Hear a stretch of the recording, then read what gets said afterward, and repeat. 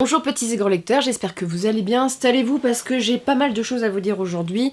En fait, c'est une vidéo recommandation, conseils culturels, bref, c'est des films, des musiques. Là, on va parler de rando, les gars, attention.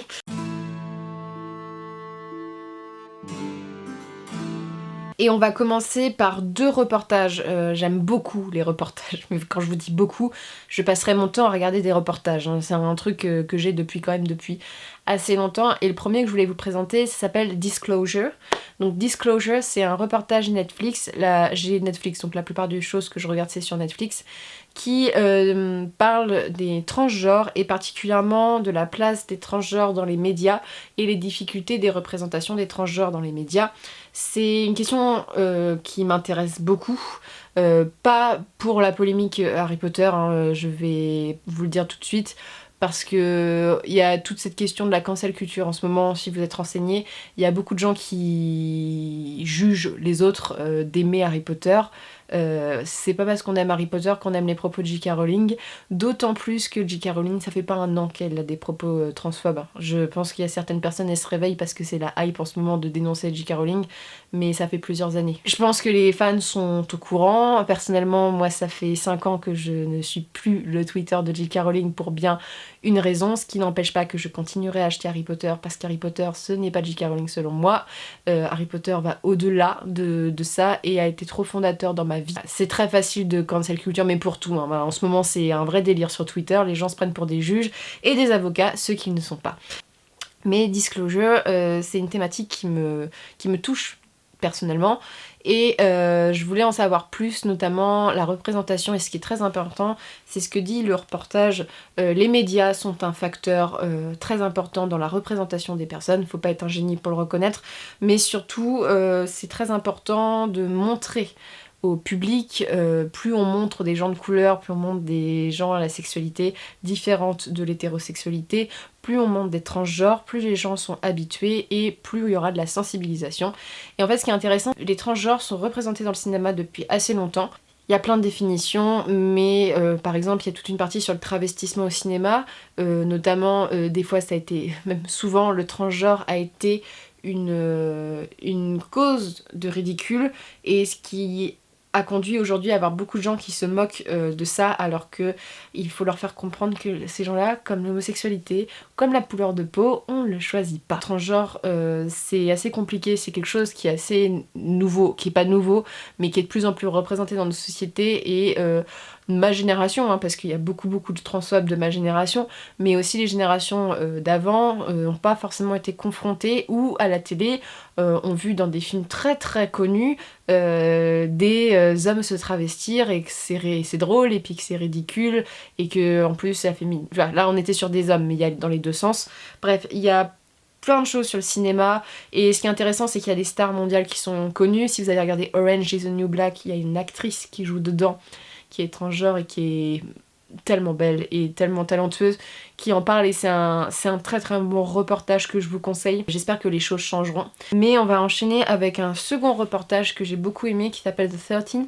Donc vous êtes très au courant de ce qui se passe avec Black Lives Matter. Ça fait des années, les gens se réveillent maintenant, tant mieux, et ils se réveillent, ils ouvrent un œil quoi. Il y a quelques jours, il y a un homme qui a été dont on a tiré plusieurs balles dans le dos du fait de sa couleur de peau, et c'est un point que j'arrive plus à regarder la télé sans presque chialer ou en partir dans une colère folle. Mais vraiment, c'est très problématique en ce moment, parce que ça m'insupporte, et dire qu'il y a ça qu'aux États-Unis, c'est toujours bien d'apprendre, on ne s'arrête jamais d'apprendre.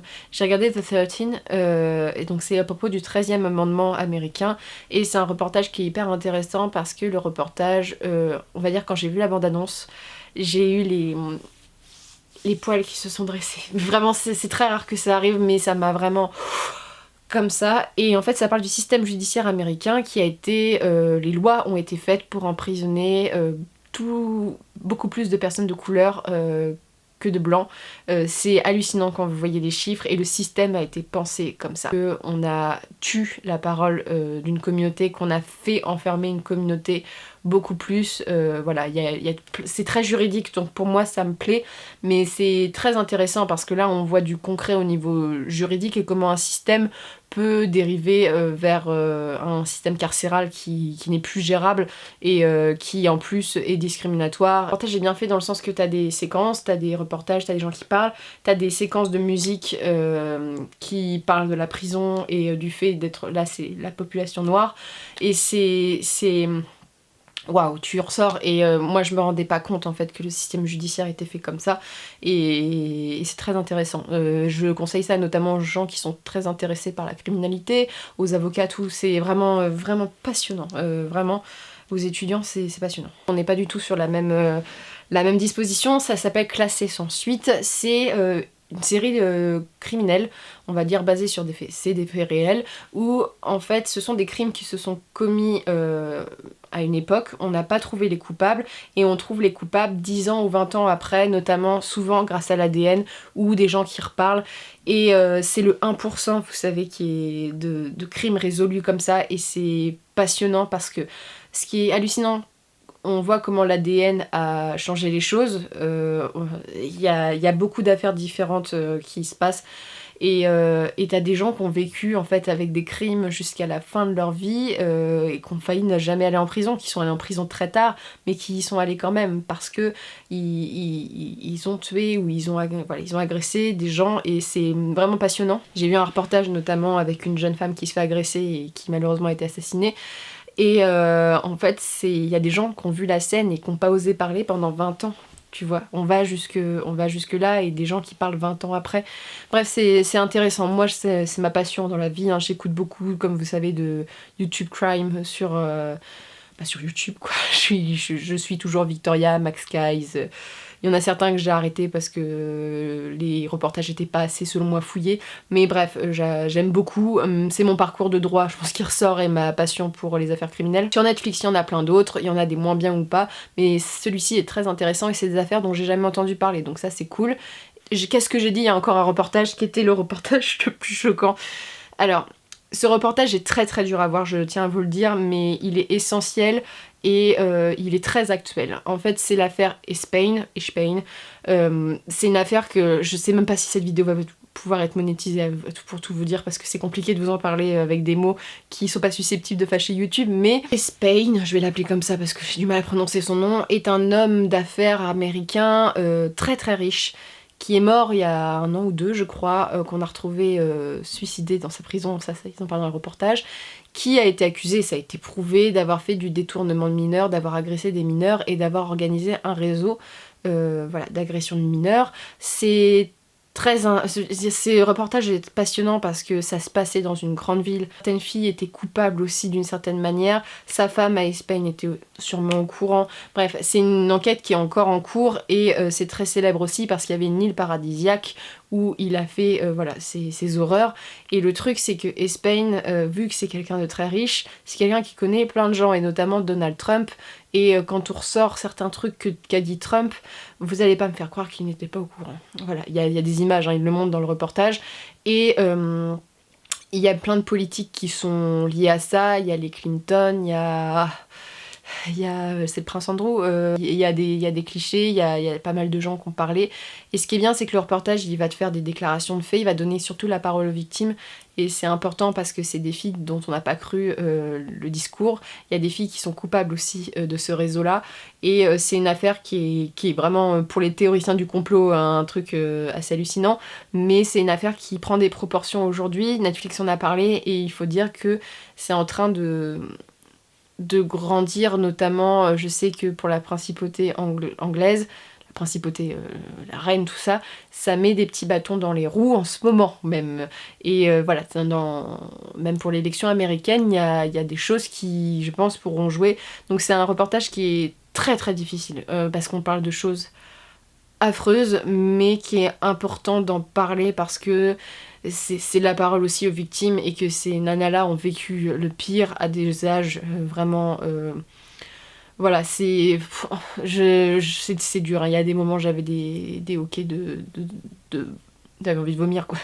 Mais je trouve que c'est important aussi de se confronter à ça et de savoir que ça existe, qu'on n'est pas dans un monde où impunément des hommes, notamment là puissants,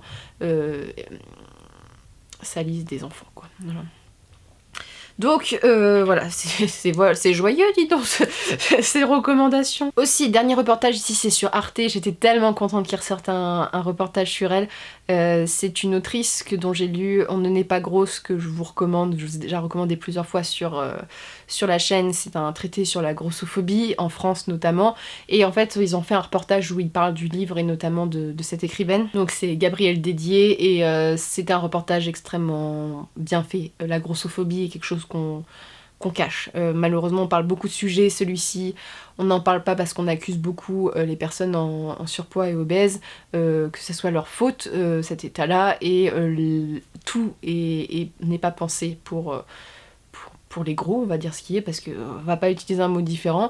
Là, Gabrielle parlait de l'accessibilité au transport en commun, à la piscine, aux appartements à Paris, où rien n'est pensé, au regard des gens, à la sexualité, bref, plein de choses différentes, et je trouve ça bien d'en parler, de libérer la parole, parce que l'obésité en France est quand même importante, et il faut savoir qu'on ne devient pas forcément obèse parce qu'on mange.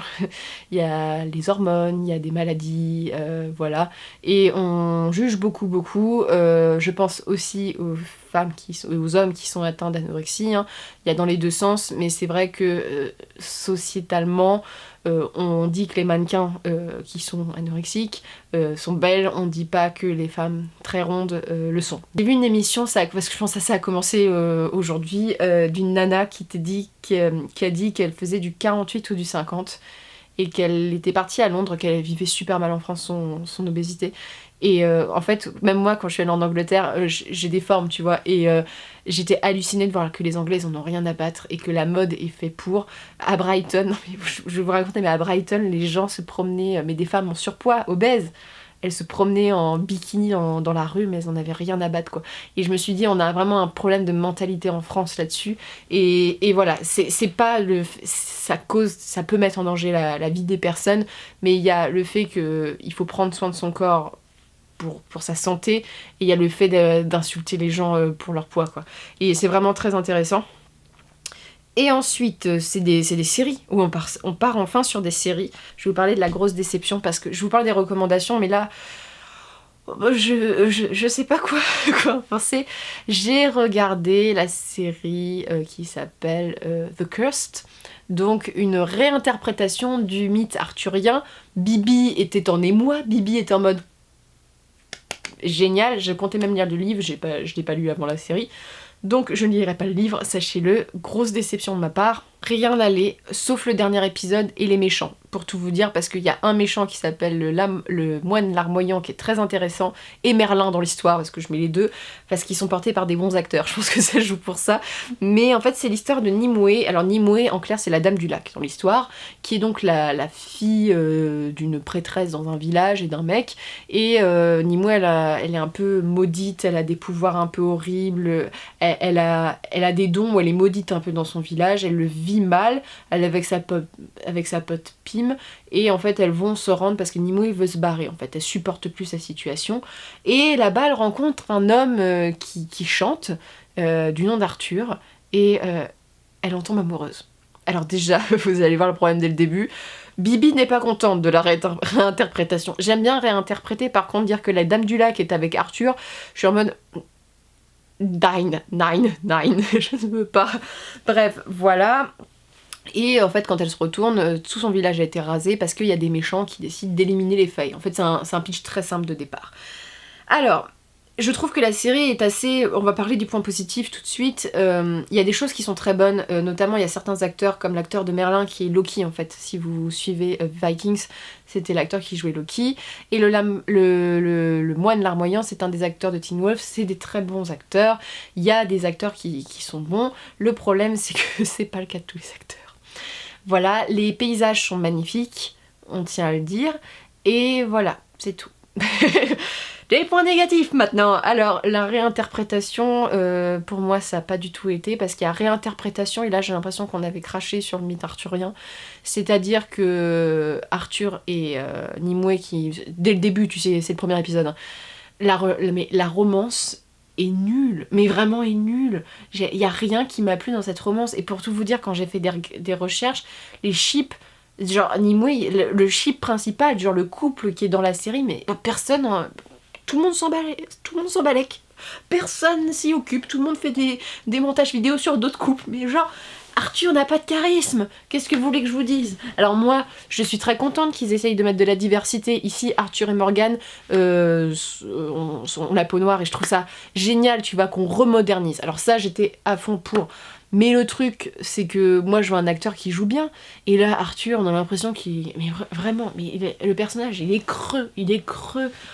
J'étais en mode... Morgane est très intéressante. C'est un point positif aussi, mais c'est ma préf en même temps. Et ce qui fait que j'ai envie de regarder la saison 2 rien que pour Morgane, pour tout vous dire. Et voilà, donc l'histoire d'amour, c'était pas ça. Voilà.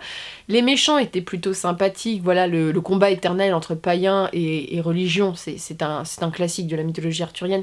Mais les méchants étaient sympas, mais le problème, c'est que Nimue, il y a pas mal de combats.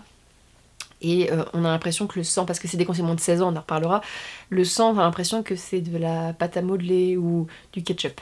Vraiment, c'est pas du tout réaliste. Les scènes de combat sont pas du tout bien chorégraphiées, selon moi. Après, quand t'as vu The Witcher, c'est sûr qu'après tu fais c'est pas très très bon tout ça. Voilà, il y a certains décors, c'est vraiment du papier carton. Il y a un gros problème avec les effets spéciaux. Je sais que Netflix n'a pas forcément des budgets pour les premières saisons, mais pour tout vous dire, il y a des personnes de ma famille qui sont passées pendant que je regardais la série et qui en rigolaient en fait. On en rigolait parce qu'il y a des gros problèmes quoi. Et le jeu d'actrice de l'actrice principale, qui est donc l'actrice qui joue dans 13 Reasons Why, le personnage d'Anna, on dirait Katniss quoi. J'adore Jennifer Lawrence, hein, mais c'est vrai que dans Hunger Games, c'est pas sa meilleure performance. Et là, elle fait tout le temps la gueule. Bref, j'aime pas du tout le jeu d'acteur. Ça fait beaucoup de choses que j'aime pas. Et le gros défaut de cette série, et ce que je comprends pas, c'est un mystère pour moi. Cette série est une adaptation d'un livre qui a été classé en Young Adult. Mais le livre, il est classé en Young Adult dans les mêmes rayons que la jeunesse. Et je suis en mode, tu mets un truc de moins de 16 ans, et le truc de moins de 16 ans, c'est que, à part le sang gélatineux, il n'y a pas de scène... Il y a une scène olé olé, et je l'ai zappé parce que franchement, c'était un peu ridicule. Et il y a un truc... Et j'ai dit ça aurait pu être du moins de 12 ans. J'ai pas compris du tout le warning, j'ai pas trouvé ça violent. Parce que c'est tellement cheap que ça ne paraît pas violent. Quand on met que le Witcher c'est moins de 16 et ça c'est moins de 16, tu fais... D'accord. Donc voilà, je ne vous conseille pas The Cursed. Je vais continuer parce que j'ai bien aimé le dernier épisode et qu'il y a certains acteurs et j'ai une curiosité malsaine. Tu sais, c'est un peu comme Riverdale où j'ai regardé la saison 2, bah c'est pareil. Là je suis dans le même état d'esprit. Et je vais vous parler de 3 bonnes séries maintenant parce que je préférais clasher The Curse tout de suite. Je vous parle de quoi? Je vais vous parler de Dear White People qui est donc dans la lignée de 13, donc c'est une série qui parle du privilège blanc. Et en fait c'est l'histoire de Sam qui tient à l'université une chaîne de radio qui s'appelle Dear White People, donc chers amis blancs. Et elle parle en fait du privilège blanc et du statut des hommes et des femmes noirs dans l'université. Et Sam est un personnage très dur, hein, faut dire ce qui est. Et en fait la particularité de cette série, c'est qu'on suit différents personnages. À 92-13% des personnages de couleur. Donc en majorité noirs, qui parlent de leur vie, de leur statut, et en fait Sam, son secret c'est d'avoir une relation avec un blanc qui s'appelle Gale, qui est un personnage que j'adore, qui a ce qu'on appelle le syndrome du sauveur, donc du sauveur blanc, bref, on en parle beaucoup dans la série, et on a Joël, la meilleure amie de Samantha, qui parle du statut de la femme noire, qui est assez compliqué, une autre nana qui décide d'avoir du pouvoir et qui se rend compte que d'être une femme c'est déjà compliqué et d'être une femme noire c'est encore plus et qu'elle n'y arrivera pas, de Troy qui est le président des élèves qui lui est le fils du directeur donc qui est un peu un privilégié et qui part totalement stealth. Bref, ça, de Reggie qui va subir une chose qui est très grave. En fait, le pitch de cette série, c'est qu'il y a une soirée blackface qui est organisée Et ça déclenche tout en fait. Donc, ouais, c'est une série, il y a beaucoup de choses, mais ça déclenche tout. Donc tous ces personnages-là, en fait, suite à cette soirée problématique, vont avoir, chaque épisode, il y a le point de vue d'un personnage. Et tu vas tous les aimer et les désaimer à un moment. Personnellement, ça a été ça, j'ai mes préfs, hein, comme dans tout. Et ça va traiter des questions de l'homosexualité, de la vie étudiante, du racisme, du privilège blanc, bref, de plein de choses, plein de choses. Et en fait, c'est une série qui me bouleverse à chaque épisode parce que chaque épisode, tu vas être surpris. Mais je me rendais pas compte que c'était à ce point-là. Et en fait, on apprend beaucoup de choses aussi sur l'histoire en fait du peuple noir aux États-Unis, mais aussi sur l'actualité et comment ils sont représentés dans les médias. Ça parle de plein de choses et ça te fait poser des questions. Et par exemple, j'ai eu une longue discussion avec une amie qui est concernée par ce sujet et je lui ai expliqué qu'en fait, à des moments, je me sentais gênée parce que, notamment, il y a des propos de certains personnages où ils mettent tous les blancs dans la même case, quoi, comme quoi tous les blancs sont racistes ou ont fait du racisme ordinaire. Et voilà, je lui ai dit, il y a des moments ça me mettait mal à l'aise et elle m'a dit en fait c'est le but de la série en fait, c'est de faire prendre en conscience et de te mettre mal à l'aise. Il y a des personnages qui sont extrêmes aussi dans leur pensée et c'est ça en fait, c'est que tu te poses plein de questions et en fait, ça m'a parlé beaucoup, et notamment là, j'ai vu le dernier épisode, j'ai entendu parler du privilège blanc et tout ça, et c'était intéressant parce que tu peux le combiner à tes expériences, et personnellement, moi j'ai vécu dans des quartiers pendant 2 ans, considérés comme des quartiers sensibles à Paris, pour mes études, et c'est vrai que j'ai vu des choses. Le privilège, par exemple, il s'exprime sur le fait que j'ai pris le métro pendant 2 ans, et qu'on m'a jamais arrêté ou demandé mes papiers, alors que dans la rame de métro, j'étais une des seules qui pouvait descendre tranquille sans qu'on demande les papiers, tu vois, à cause de ma couleur de peau. Et tu vois, c'est des choses comme ça, j'ai jamais été discriminée au travail, y a plein de choses comme ça qui font que on se pose des questions et c'est très intéressant. On peut être pas d'accord ou pas, mais c'est une série qui fait réfléchir en tout cas et qui va te bousculer, mais en même temps tu vas avoir des personnages qui vont être très nuancés et c'est ce qui est bien en fait, et le but c'est un peu de s'adresser c'est pour ça Dear White People, c'est aussi de s'adresser au peuple blanc. J'aime pas dire peuple, tu vois, c'est comme si on était séparés, on est le même peuple, mais voilà, tu vois, à la population blanche. Donc bref, tu vas en ressortir un peu, je pense, changer, ou du moins t'auras réfléchi sur le sujet, et tu vois, j'ai fait une pause au milieu de la saison 2 parce que j'avais besoin, parce qu'à chaque fois que je regardais un épisode, j'avais plein de questionnements, je me posais plein de questions, j'étais en mode mais est-ce que j'ai fait ça, est-ce que j'ai pas fait ça, et vraiment ça te remue. Donc voilà, je vous le conseille. Là on va parler de sujets un peu plus légers, donc j'ai regardé la saison 2 de The Umbrella Academy, qui est une de mes séries préférées. J'avais adoré la saison 1 parce que j'ai commencé à regarder tout simplement parce que l'acteur qui joue Klaus, c'est l'acteur qui jouait Nathan dans Misfits, et qui est en fait, Nathan est un de mes personnages préférés dans les séries de toute ma vie, et c'est un acteur que j'apprécie beaucoup, et c'est un acteur que j'adore. Et donc The Umbrella Academy, pour vous résumer l'histoire, dans la saison 1 on suit la naissance de plusieurs enfants. En fait, les femmes tombent enceintes, mais même si elles n'étaient pas enceintes la veille, elles accouchent, et en fait elles accouchent d'enfants qui ont des capacités, et donc on suit quelques enfants qui sont élevés par un riche mec qui va faire la Umbrella Academy, il va en faire des super-héros. Et en fait, c'est une famille qui est hyper dysfonctionnelle parce que t'as plein de personnages différents, entre Luther qui a une force extraordinaire, Allison qui peut faire n'importe quoi à personne en disant une rumeur m'a dit, en plus les deux ils sont un peu voilà, il y a Klaus qui est totalement comment dire, il voit les morts, donc il le vit très mal, surtout qu'il a des liens avec son frère Ben, ils ont été adoptés, hein, qui a été tué lors d'une mission quand ils étaient jeunes, qui est totalement dans la dépression, il boit, bref, c'est mon personnage préféré, parce que moi j'adore les gens qui sont torchés dans les séries, voilà. Il y a Vanya qui n'a pas de pouvoir, il y a Five qui a disparu, donc 5, qui peut voyager dans le temps, surtout qui voyage pas forcément dans le temps, mais dans l'espace. Donc voilà, est-ce que j'en ai oublié un autre? Et Diego, qui est le personnage que j'aimais le moins, et c'est pour ça que je vais vous parler de la saison 2, parce que la saison 1 était un coup de cœur, notamment parce que Bibi a vraiment... Je suis pas du tout objective sur certains points. Le film peut être moyen, mais si la musique est bonne, je surkiffe. Et par contre, si le film est très bien, mais il n'y a pas de musique qui me marque, je suis très sensible à la musique. Mais c'est quelque chose que j'ai... La musique, moi, c'est un lien très important. Et c'est très handicapant. Et là, dans The Umbrella Academy, alors dans la saison 1, mais dans la saison 2, la BO, les gars, la BO. Il y a une reprise de Crazy qui... Attends, il y a autant les Backstreet Boys. Quand il y a eu les Backstreet Boys, j'étais dans mon fauteuil, j'étais... Ouais, petite Corée et tout, j'étais à fond. Il y a Kiss, il y a plein de groupes que j'adore. Il y a des reprises de Billie Eilish, il y a Sunny, tu vois. Il y a plein de chansons. Mais cette saison 2 était très très bien. Et en fait, ce qui est assez drôle, c'est que j'ai adoré le personnage de Vanya, que j'ai toujours bien aimé. Mais c'est vrai que j'ai un peu moins compris le personnage dans la saison 2. Par exemple, le personnage de Diego, que je supportais pas dans la saison 1. Donc Diego, il a des pouvoirs avec des couteaux.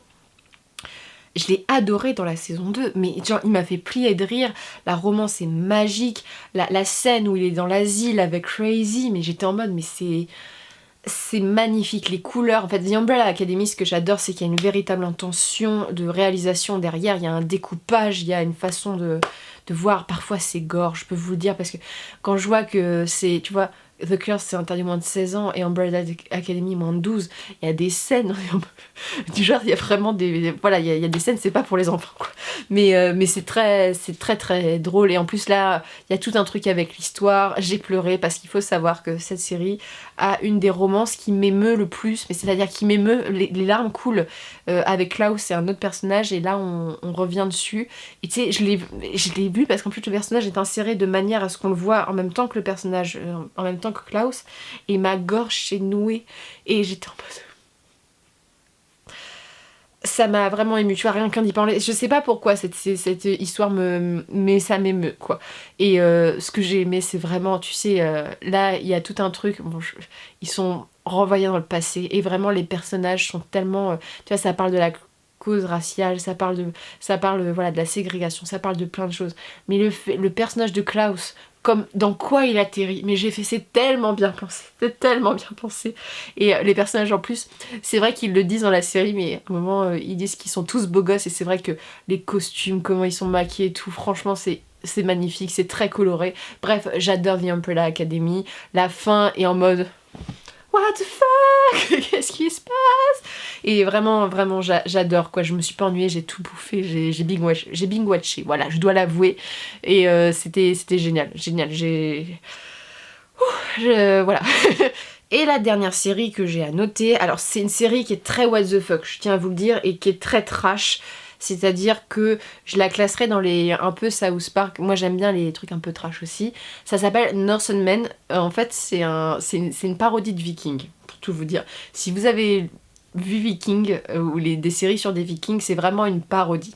En fait, c'est assez trash, des fois c'est assez dégueu, c'est vraiment l'humour qui peut être bas, mais j'ai adoré, je me tapais des barres devant ma télé. En fait, c'est l'histoire d'un village. Donc ce village viking, il est dirigé par un chef qui a un frère très efféminé, très bizarre, c'est un personnage très complotiste, tout. Ce frère est marié à une guerrière badass de ouf, un peu une parodie de Lagertha. Le chef du village est marié à une femme très, très, très belle et très douce, et on est dans un village où il y a de l'esclavage. Bref, ça reprend tout, et en fait l'histoire débute où le chef et le raid reviennent d'un raid en fait dans l'ouest, sauf qu'en fait ils ont menti à tout le monde en disant qu'ils connaissaient pas la route de l'ouest, et à l'est en fait toutes les richesses sont en train de s'appauvrir. Donc eux ils reviennent, et en fait on voit toutes les relations des personnages, et notamment ils rapportent de leur conquête de l'Ouest un acteur de Rome qui imbue sa personne, qui se retrouve donc avec une culture romaine dans une culture mais qui est à l'opposé de la sienne, et qui va essayer de faire du village un village de culture. Et ça renverse les clichés du genre un esclave qui refuse de te libérer parce qu'il adore sa condition. Bref, c'est que des choses comme ça, et en même temps ça reprend certains mythes vraiment bien pensés. Vous savez, le supplice de l'aigle qui est très... Oui, c'est comme ça. Qui est dans Viking, qui est un supplice en plus qui est arrivé très très peu de fois, hein, qui est assez de la torture, mais c'est quelque chose de très rare. Ils font des vannes là-dessus, ils font des vannes sur plein de choses, et faut pas être choqué au niveau des vannes sur l'homosexualité, sur les vannes trash, tu vois, ce genre de choses, c'est de l'humour trash, donc en fait c'est de l'humour noir la plupart du temps, donc il faut avoir une relation saine avec cet humour-là. Personnellement, cet humour me fait rire aussi. Et comme tout le monde en prend plein, tu vois, il n'y a pas une communauté voilà, qui est visée, que c'en est drôle. Et vraiment, il y a des scènes, c'est à mourir de rire, quoi. De tout, c'est la vision de la magie. Et en même temps, il y a un contexte qui est drôle, parce que c'est ce côté où on essaye de faire d'une culture un pays de guerre, et qu'on voit qu'en fait, on peut pas faire une culture si les autres voisins font pas de la culture, parce que tu deviens faible, en fait. Et c'est très drôle. Et en fait, la saison 1 parle de ça, la saison 2, je peux pas vous spoiler, mais la saison 3, en fait, c'est un préquel à la saison 1 où on a la grande histoire du méchant, et voilà, juste pour vous dire, le méchant est devenu méchant parce qu'il est devenu chauve. Tu vois, c'est vraiment c'est... Comment on pourrait dire ça? C'est absurde parfois, mais c'est très drôle. Vraiment, il y a des... voilà, je vous le conseille si vous aimez cet humour-là. C'est comme ça que j'ai découvert la série. Mais j'ai hâte d'avoir une saison 4 maintenant, parce que c'est vraiment... J'ai vraiment décompressé vachement avec cette série, et c'était vraiment très très drôle. Donc je vous la conseille absolument. Et voilà, c'était bien ridicule, mais c'est drôle. Et en plus, tu sais, il y a du budget, mais sans trop. Donc en fait, ça va avec le type de série, quoi. C'est vraiment très sympa. Mes conseils randonnée, super. Je suis pas une grande randonneuse, par contre, on aime bien ça dans la famille. Et on est parti quelques jours. J'ai mis une photo sur Instagram de partager ces petits tips. Ça s'appelle Six Fers à cheval. C'est en fait dans un cirque. Donc c'est pas le cirque. Non, c'est pas les lions et tout ça. Hein. C'est un cirque, la formation géologique, où c'est magnifique, ça se passe dans les Alpes. Et géologiquement, c'est sublime. Et tu as plein de randonnées à faire. Il y a du vélo, tout ça, mais nous, on a randonné. Et notamment, dans ce Six Fers à cheval, il y a une super randonnée qui s'appelle la balade au bout du monde, qui, à la fin, pour une asthmatique, c'est un petit peu dur, mais Bibi a réussi à monter jusqu'en haut et elle était en mode Rocky Balboa, elle a réussi et elle était contente. Et c'était plus facile de redescendre. C'est magnifique, il y a des cascades, tout. Alors je pense qu'on peut la faire qu'en été parce qu'en hiver ça doit vraiment avoir beaucoup de bouillon, comme on peut dire. Et voilà, on a fait plusieurs autres balades dans les Alpes. Les Alpes est une très très belle région. Mais Six Fers à cheval, je vous le recommande. C'est pas loin de Morzine et Léger si vous êtes habitué pour le ski, tout ça, c'est dans ce coin-là. Mais l'été, moi j'adore la montagne l'été, j'aime beaucoup moins la montagne l'hiver parce que je suis pas une super grande fan du ski, hein, j'en ai fait plusieurs fois, mais je suis pas une super grande fan des gens qui font du ski surtout. Les batailles pour aller sur les pistes, tout ça, c'est pas du tout mon délire. Donc l'été c'était plus calme. Cette année il y avait beaucoup de monde, je trouve, à la montagne cet été, bon ça s'explique, mais c'était une très très bonne, un très très bon truc, très sympa. Donc voilà, c'était le tips vacances rando. Surtout quand vous partez en rando, là je vais faire mamie, mais équipez-vous bien parce que quand on est vu en chemin des gens qui étaient en sandalettes, des enfants qui n'étaient pas équipés, la rando il faut s'équiper. Je vais vous dire un truc, c'était très très drôle. On est allé dans le Jura juste avant, cascade du Hérisson qui devait être très très belle. Genre vraiment très très belle, sauf qu'il n'y a pas d'eau. Donc il n'y avait pas de cascade, il y a une balade en fait. Et rien que, on a vu plein de gens en vacances, en tongs, ce genre de choses, et on y restait peut-être une demi-heure, une heure, même pas, parce qu'il n'y avait rien à voir vu qu'il n'y avait pas d'eau. Et on a eu le temps de voir 2 élitroyages et 2 trucs de pompiers qui sont allés chercher des gens, soit déshydratés parce qu'ils n'avaient pas pris d'eau, pour la rando c'est très important, soit péter une cheville ou ce genre de choses, parce que les gens sont mal équipés. Alors tu peux très bien te faire mal quand t'es bien équipé, mais ça réduit quand même tes chances, donc l'équipement c'est important, même si ça coûte cher, achetez de l'équipement de base, Decathlon fait des trucs très sympathiques. Et voilà, et vive le camping. Et pas me dire vos petits tips, ce que vous avez regardé, où vous êtes parti en vacances, si vous avez des trucs, des endroits à recommander, n'hésitez pas parce que ça intéressera peut-être des gens. Et voilà, je vous souhaite de très bonnes lectures, une très bonne journée, de très belles découvertes cinématographiques et tout ça.